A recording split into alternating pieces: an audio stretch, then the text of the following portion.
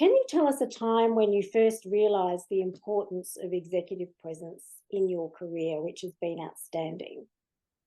Yeah, I guess for me, it definitely was. I started to turn my mind a lot more to it, sort of as I moved through senior roles, Mhm. and very much, I guess, having a background in human resources. I was constantly recruiting, I was constantly interviewing people, and it was really about that first appearance that obviously kind of. Um, well, it impacted me because it was impacting me in terms of how I saw that candidate sort of turn up and whether they were the right person for the role. It also was an opportunity for me to kind of, explore a little bit further in relation to the way people presented themselves in different ways as well. So definitely going through that more sort of, I guess, transpiring transgression or promotion of into senior roles, but also at the same time very much sort of my background in human resources, being able to kind of obviously, when interviewing candidates, sort of getting in front of them, first appearance was very much sort of, I guess, the first thing I could take away from that candidate, that potential candidate.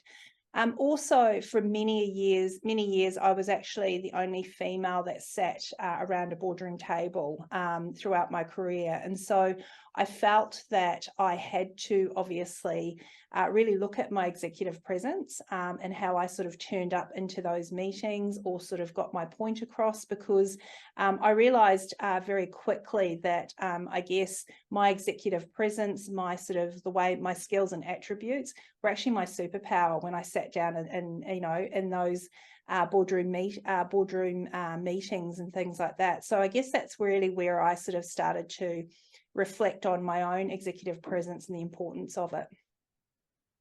Really interesting points that you raised there. Firstly, about, while you were going through the whole interview process with candidates coming in for roles, what was when did you first think that, oh my goodness, this person has amazing credentials on paper? This person doesn't maybe have the same credentials, but I really liked the way they came dressed to the interview. How did that affect your perception of, the suitability of the candidate for the role? Yeah, that's a really good question. And it was about, for me, it was the care factor. It was about the ability for somebody to know that I'm presenting myself for the first time. And Mm. so I know that, whoever I'm going to be a meeting for the first time, I've got to make my first impression. Yes, I've seen what they can say they can do on paper, but it really was about that first impression. And I remember I used to always get our receptionist involved as well. And I'd always say to them after the interview, how did they portray themselves when they walked in? Did they come in? Did they smile? Did they greet you? How did they kind of, present themselves Mm. to you as sort of the face of the firm? And so that was really interesting. So that did kind of obviously impact sometimes in relation to the decisions that I made, because I thought, well, one, they care about their appearance. They care about also the fact that if they are feeling confident in what they're wearing, that's going to come across through the interview process as well. And also just the fact that, if I was to put them in front of a client, at least I know they're going to turn up basically, representing the firm in the way in which we want to be represented as well. So they're kind of the factors that I really did take into account. And that's a really big thing too that I find, when you're working for a large firm, it's not a it's not just about how you dress yourself and how you want to express your personal brand, but it's whether you also align to the corporate values and how you want the company to be represented, if you are employed by them with your clients.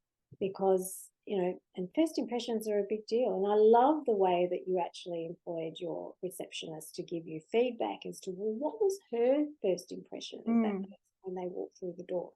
So, do you think it actually affected your decisions on any candidates that you would have put someone first ahead of someone else potentially who just had that level of self-respect to have taken the time and care in presenting themselves ahead of someone who, had a list full of credentials, who was very capable for the job, but perhaps didn't really bother about how they presented?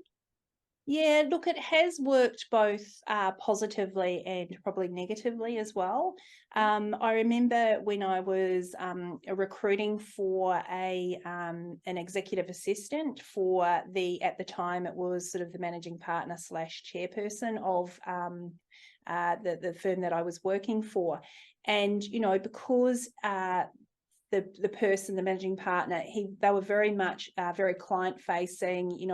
They were very much about kind of using their executive assistants to be that first point of contact, and really being able to sort of be that face before they kind of obviously spoke to the managing partner or whoever it was. So for me, that was probably a decision that I went towards more of somebody that could really present themselves, that could hold themselves, that had that confidence, because they were dealing with, as I said, if a client was to come in, or somebody from another national firm or whatever it was, they would be that first person or first port of call that they would actually meet before they kind of obviously spoke to the managing partner. And so it was somebody that could conduct themselves obviously confidently, but at the same time had the appearance that obviously represented that confidence as well, and also represented that person and their brand as well. So that definitely did kind of, I guess, impact a decision that I did make in and around sort of, what we required for somebody in a role of that executive assistant for that person. As I said, it has also impacted negatively, where we've kind of gone for something similar, but very much realised that probably they didn't have the experience or the skills that were required, and felt maybe we could teach them that and develop them in that way.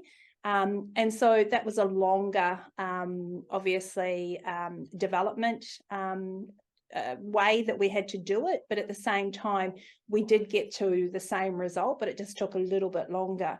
But the same, it did work both. In those sorts of roles, it was very much about, well, one, how were they going to present themselves to clients?